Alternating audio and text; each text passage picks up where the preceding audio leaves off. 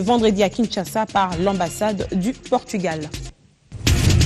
Aucune élection ne devrait se ternir en 2016. La fiabilisation du fichier électoral, opération qui nécessite de l'expertise ainsi que le financement adéquat au processus électoral, se dresse comme obstacle au respect du calendrier. Le président de la Commission électorale nationale indépendante l'a déclaré lors d'une matinée politique axée sur l'état des lieux du processus électoral.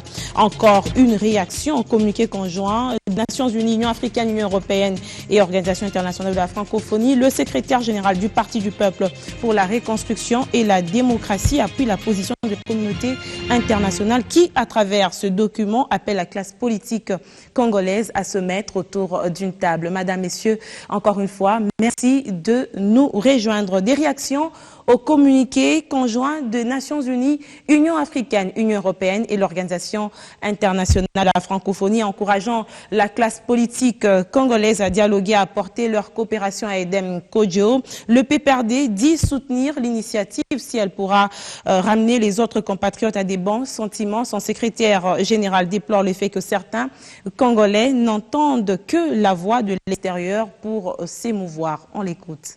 Moi, je trouve, en tant que patriote nationaliste congolais, matière à redire, un regret que les Congolais n'attendent que la voix de l'extérieur pour entendre raison.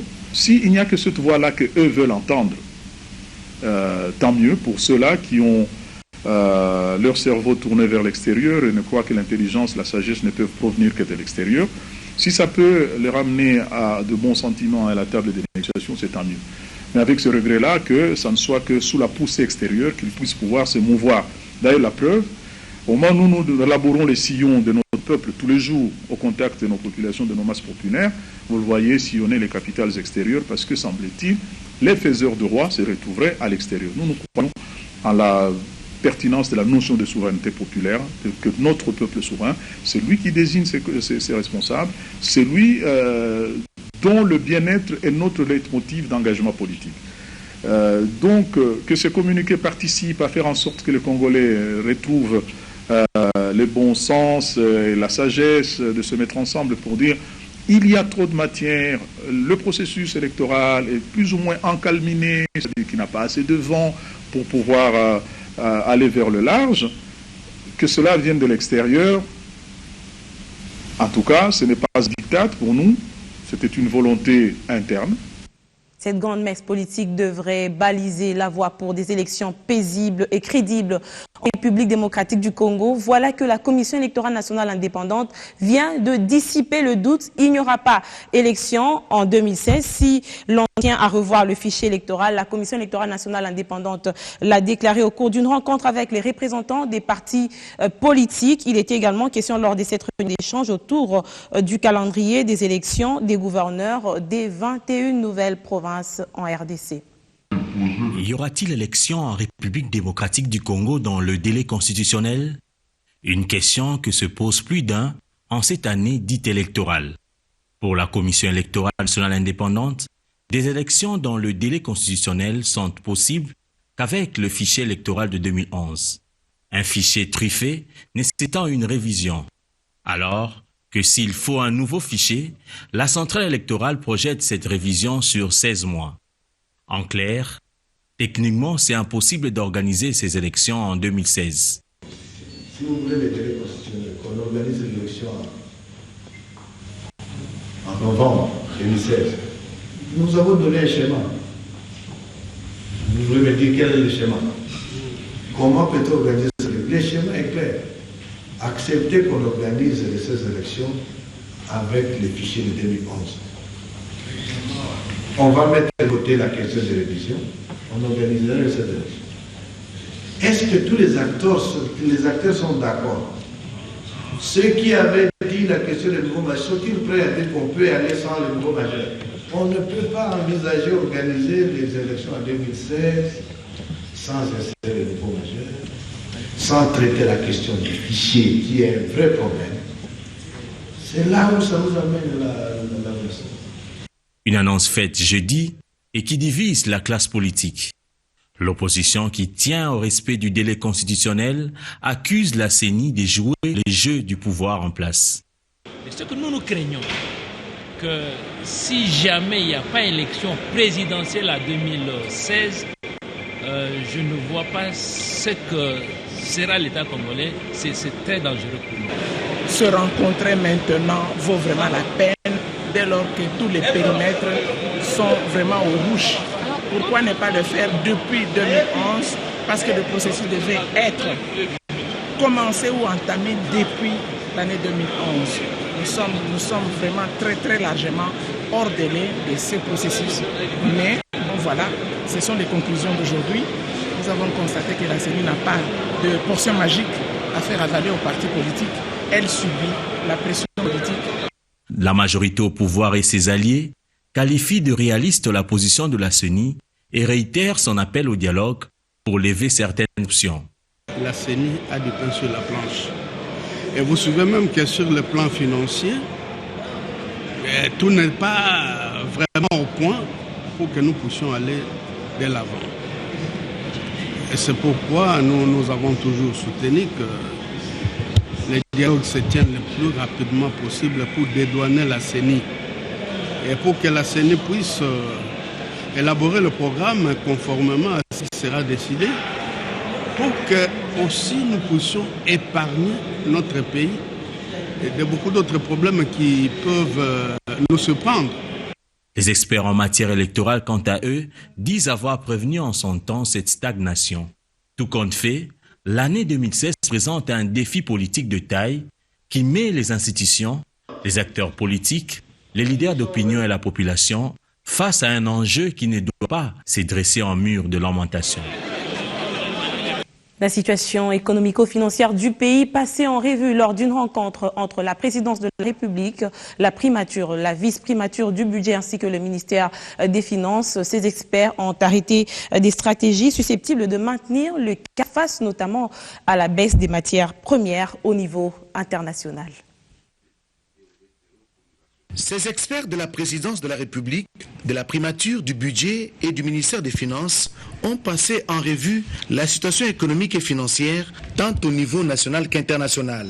Autour du ministre d'État en charge du budget, Michel Bongongo, et son collègue des Finances, Henri-Yves Moulang, les participants à cette séance de travail de près de 2 heures ont affiné des stratégies pour maintenir les caps en termes de résilience de l'économie congolaise face à la baisse des prix des matières premières, les cuivres et le pétrole notamment. Nous sommes un pays exportateur de matières premières et au niveau international, les prix de ces matières premières continuent à baisser.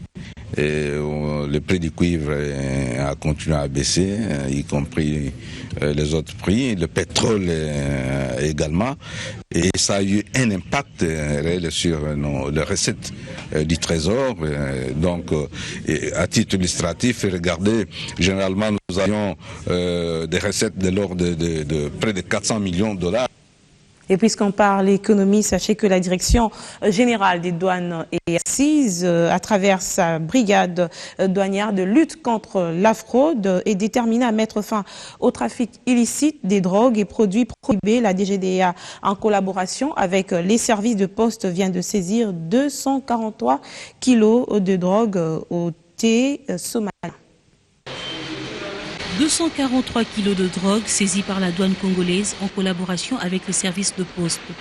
Ces produits hallucinogènes provenance de l'Éthiopie a transité en RDC par la poste en destination des grands centres de consommation.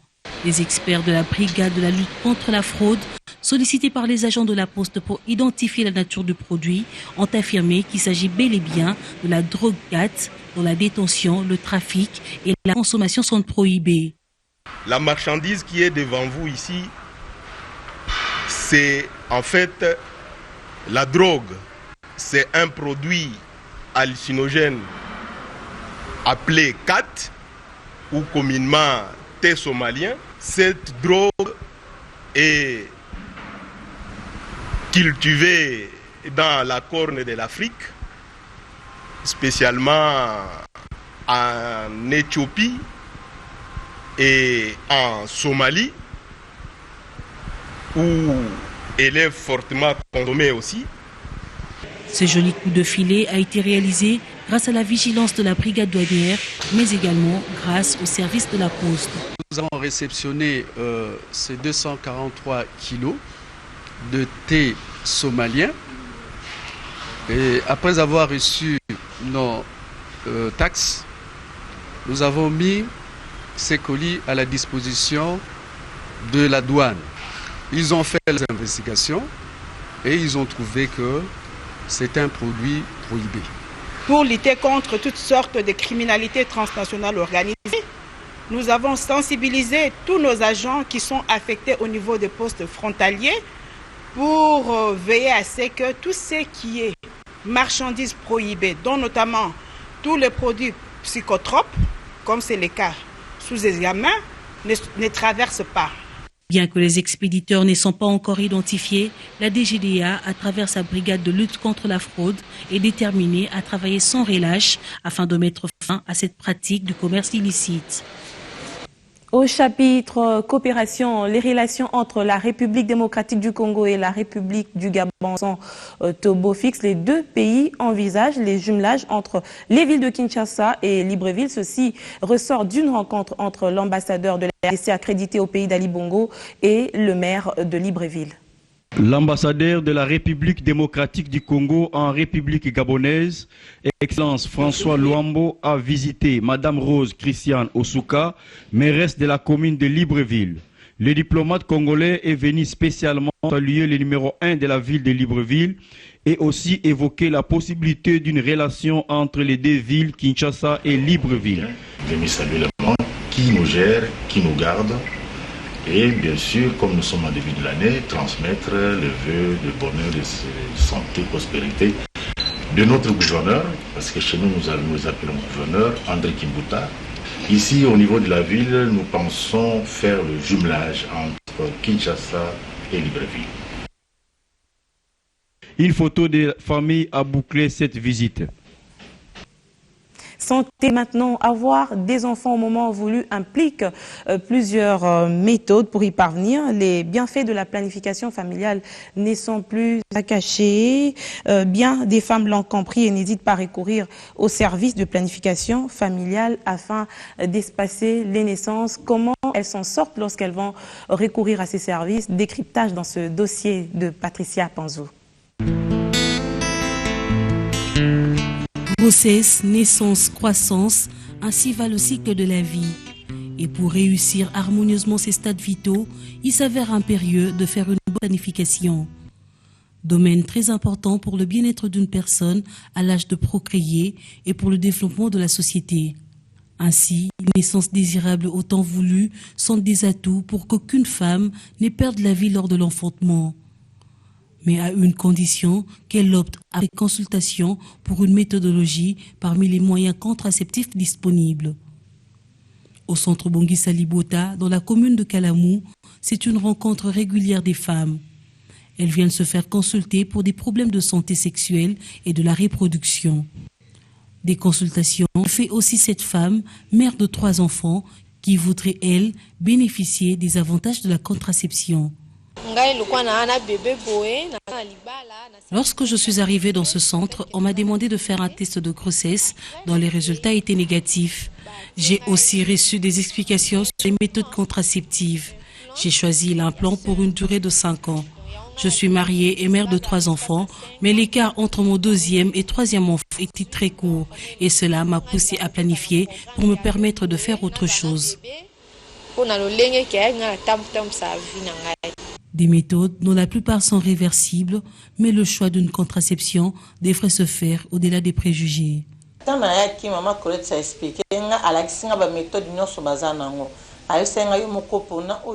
J'ai reçu des conseils de l'infirmière sur les méthodes contraceptives.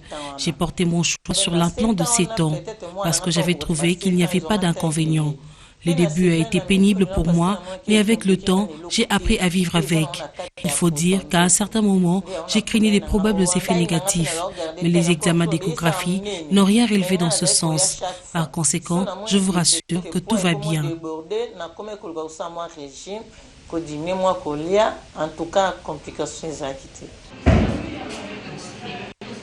Les non-plats, c'est pour 7 ans. Donc la femme a fait avec ça 7 ans. Et aujourd'hui, elle est venue pour qu'on retire. Bon, elle voulait une autre méthode. C'est pourquoi elle veut D'abord, elle va causer avec son mari. Et puis après, elle va. Celle que je venais de retirer, c'est 6 tiges. Les Norplan, c'est 6 tiges. Donc ça prend quand même un peu de temps. Oui. Ça peut prendre, tout au plus 30 minutes, ça va. Une bonne contraception, selon la durée et le choix, se fait en accord et en harmonie avec le système organique du corps de la femme. Elle fait d'abord son test. Le test est négatif. Et que nous n'avons pas tenu compte du jour qu'elle a eu le rapport sexuel. Tout ça, ça compte. Or, le rapport sexuel, le test de grossesse, s'il faut le faire et avoir un très bon résultat, il faut attendre au moins tout au plus 2 semaines après le rapport sexuel. C'est à ce moment-là vous avez un bon résultat. Mais s'il s'avère que la femme, elle peut être aussi mieux sans pour autant nous dire qu'elle a eu des rapports sexuels, et nous faisons notre test et que le test est négatif, et nous insérons l'implant. Vous remarquerez la femme revenir après, non, je n'ai pas vu de règles. Quand une femme vous dit qu'elle n'a pas eu ses règles, il est censé de faire encore le test de grossesse. Nous faisons le test de grossesse, à ces moments-là, vous remarquerez que la femme est enceinte. La planification familiale demeure un indicateur efficace de la sexualité responsable. Il est donc conseillé aux femmes d'approcher les services de planning familial afin de bénéficier des informations et conseils utiles pour une bonne prise en charge.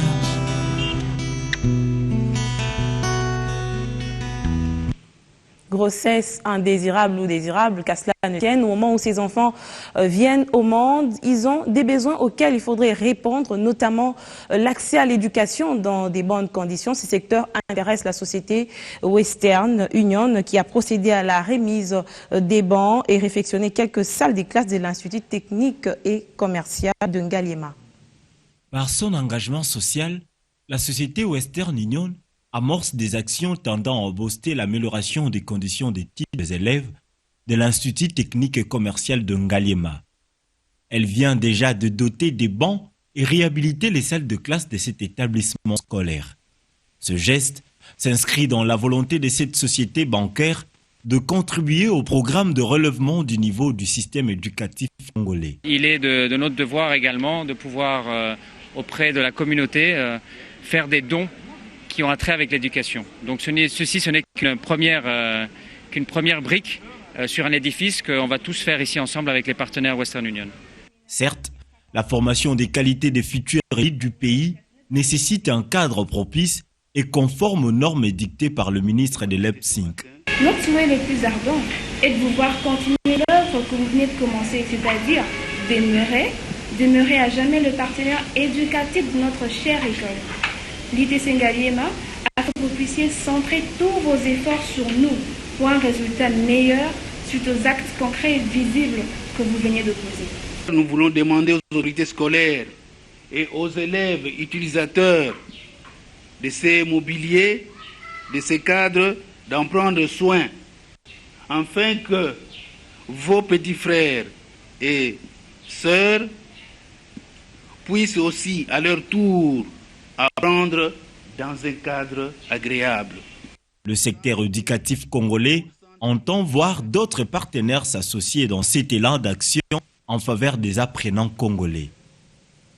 Si certaines écoles ont pu bénéficier de ce geste de générosité de la part de cette institution, cela n'est pas le cas pour d'autres cas de l'école Nguizana et Sadisana où les élèves étudient dans des conditions presque précaires. Des bancs délabrés, des toitures presque à ciel ouvert, des salles, des classes loin du standard recommandé par le ministère de Leipzig. L'école primaire Tuisana présente une image qui ne favorise pas une éducation de qualité. Ces écoliers apprennent dans les conditions difficiles. Et à quelques mètres de là, le constat est le même à l'école Sadisana. Les efforts du gouvernement en vue d'améliorer les conditions de scolarité ne doivent pas être relâchés. Les enfants n'ont pas de banc, ils sont par terre. Ils s'assoient sur des troncs de bambou.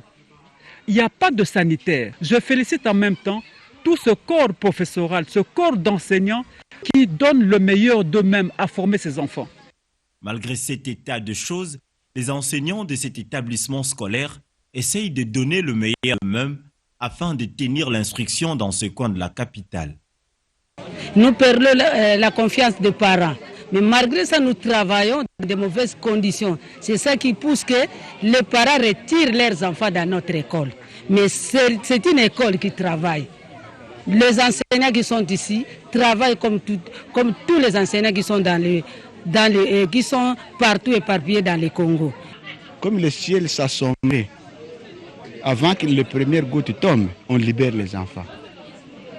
Donc nous arrivons difficilement à terminer le programme scolaire. C'est dire que le programme de construction des écoles est un chantier gigantesque car la réalité sur l'ensemble du pays est dramatique. Clin d'œil à l'actualité internationale, d'abord en Ouganda, où le changement à la tête du pays devient de plus en plus incertain. Yoweri Museveni est en passe de se succéder à lui-même. Les résultats partiels du présidentiel démarré le jeudi et qui s'est poursuivi ce vendredi place le président sortant de l'Ouganda en tête avec plus de 60% de voix. Résultat déjà contesté par l'opposition qui crie à des manœuvres d'intimidation d'électeurs. Le premier résultat de l'élection présidentielle ougandaise donne Yoweri Museveni, président sortant largement en tête sur environ un quart de voix comptées. Il totalisait déjà à mi-journée de ce vendredi 60% de voix. Son rival principal, Kizza Besigye, est très dévancé. L'opposition dénonce des manquements délibérés pour avantager le président. Le cas le plus fustigé, notamment celui de Kizza Besigye et son challenger dans la course à la présidence. Ils ont été une nouvelle fois interpellés ce vendredi alors que le vote se poursuivait dans certains bureaux de vote à cause de retards enregistrés le jeudi. Kizza a été arrêté à son quartier général puis emmené dans un fourgon de police ainsi que d'autres personnalités du parti. Plusieurs personnes se sont rassemblées et ont été dispersées par des tirs de gaz lacrymogènes. Les raisons de cette interpellation n'ont pas été livrées officiellement, mais Kizza Besigye allait donner une conférence de presse suite à l'annonce par la commission électorale de premiers résultats, des résultats évidemment très partiels, accordant 32% seulement pour Besigye. L'autre candidat de l'opposition, Amama Mbabazi, a lui aussi reçu la visite de la police ce vendredi. Kampala vit une tension alors que le vote se poursuit ce vendredi dans le bureau où, pour des raisons logistiques, la procédure n'avait pu aller à son terme jeudi qui manquait le début des scrutins dans une ambiance de trouble. De heurts entre électeurs et policiers ont justement perturbé le premier tour de l'élection présidentielle dans le district de Gbagba, dans le sud de la capitale, ce jeudi. Les forces de l'ordre ont fait usage des gaz lacrymogènes contre des électeurs furieux de ne pas avoir pu voter à cause des matériels qui n'étaient pas toujours disponibles plusieurs heures après l'ouverture officielle de bureaux de vote. Et un peu plus loin aux États-Unis, le pape François estime que les propositions du candidat américain Donald Trump ne sont pas en accord avec la foi chrétienne. Selon lui, une personne qui veut construire un mur et non des ponts pas chrétienne. Cette phrase du souverain pontife a été abondamment, allais-je dire, commentée dans la campagne électorale américaine. À 10 mois des élections présidentielles aux États-Unis d'Amérique, le pape François s'invite dans la campagne américaine. Lui, qui ne se mêle pas de politique, mais sa petite phrase sur le programme du candidat Trump a provoqué un affolement dans la campagne électorale américaine. En jugeant dans l'avion qui le ramenait du Mexique, je dis, je cite, qu'une personne qui veut construire des murs et non de ponts n'est pas chrétienne. Le pape François a provoqué une tempête politique aux États-Unis. Car même s'il ne l'a pas cité nommément, l'allusion au favori de la campagne pour l'investiture républicaine, Donald Trump, était évidente. Trump consacre une partie importante de ses discours de campagne au mur qu'il souhaite ériger sur la frontière avec le Mexique, qu'il se fait fort de financer par les autorités mexicaines. La réaction du géant de l'immobilier américain a été immédiate. Si d'aventure le Vatican est attaqué par les terroristes de l'État islamique, je vous promets que le pape regrettera et se mettra à prier pour que Donald Trump soit président. Pour un leader religieux, remettre en question la foi d'une personne est une honte, a-t-il protesté dans un communiqué. Donald Trump, tour à tour menaçant ou se présentant comme une victime. Ce qui est certain, c'est qu'il n'a pas l'habitude d'absorber les critiques et que l'humilité n'est pas sa qualité première. Si tous les candidats républicains ne proposent pas de construire un mur à la frontière sud des États-Unis, Ted Cruz et Marco Rubio, par exemple, ont un programme tout aussi sévère. Et ils étaient très ennuyés par le point de vue du Vatican. Jouissant à la fois de la critique lancée contre leurs adversaires et tentant maladroitement de faire la différence entre la politique et la foi chrétienne dont ils se revendiquent. Et puisqu'on est déjà sur la scène internationale, on va se séparer avec cette note de culture. Un Congolais à la Biennale Artista Nacidade 2016 à Lisbonne, au Portugal. Ce projet réputé inégal dans le panorama portugais international réunit plusieurs structures et entités culturelles qui, ensemble, font découvrir au public des propositions très variées d'un unique artiste étranger. Et cette fois-ci, c'est le Congolais Faustin Lignekula qui a été choisi pour représenter présenter des spectacles dans plusieurs salles et espaces de la ville de Lisbonne. L'annonce a été faite ce jeudi par l'ambassade du Portugal à Kinshasa. Ces diverses formes d'art seront exportées à Lisbonne lors de la Biennale Artista Nacidade. Danse, théâtre, musique, littérature de l'artiste congolais Faustin Lignekula retiendront à coup sûr l'attention du public portugais.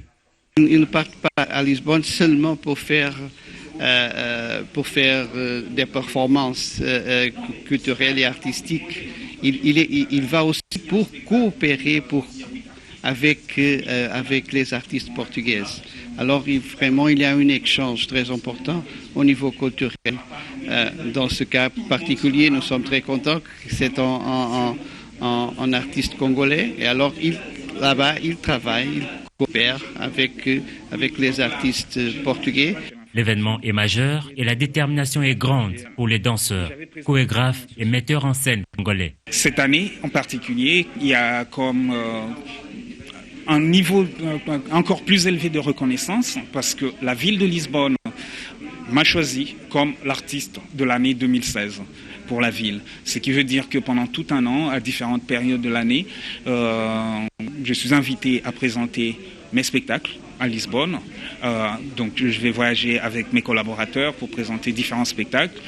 Le choix de l'artiste à la Biennale 2016 coïncide avec le 15e anniversaire de son projet ambitieux de studio Kabako, créé en 2001 à Kinshasa et qui, depuis 2006, s'est installé à Kisangani, dans la nouvelle province de Chopo. À côté de ce travail, il y aura aussi le travail de l'un des collaborateurs, là je parle de Papier Boutani, qui a grandi à Kinshasa, mais qui vit maintenant à Kisangani. Et donc ce travail, il sera présenté à Lisbonne, dans ce cadre-là. Et il y aura plusieurs collaborations. Entre formation, production et diffusion, les studios Kabako accompagnent des jeunes artistes congolais, danseurs, comédiens, musiciens, et reçoivent des artistes du continent. Des projets que devront découvrir les publics portugais tout au long de cette année.